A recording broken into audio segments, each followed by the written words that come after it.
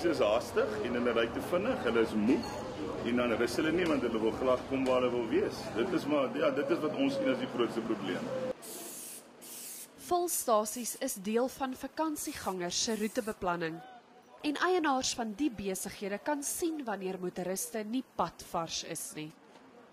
'n Handvol het nou saamgewerk en die Go Safe veldtog van Sapel gestuur in die hoop dat meer vakansiegangers hulle bestemming veilig kan bereik. Ons wil baie graag hê kinders moet die padveiligheidsprojek eintlik bestuur, hulle moet dit stuur en hulle ouers herinner aan padveiligheid wanneer hulle George se Giraffe sien by verskillende volstasies oor ons land heen. Kinders moet vir ma en pa sê, hou 'n veilige volgafstand, moenie drink en bestuur nie, moenie die selfoon gebruik wanneer pa bestuur nie. En ons het plakkaatjies en traktaatjies wat ons uitdeel wat al hierdie goedjies op staan. Met die staatsskole wat gister gesluit het, begin die Gautengse uittog nou in alle ernst. Ek is hier saam met die Solomon gesin van Ennerdale naby Johannesburg. Meneer Solomon, gaan julle op vakansie gaan vanjaar? Waarheen gaan julle? Ons gaan Durban toe vir 'n week. Wat ons gewoonlik doen is elke 2 uur stop ons.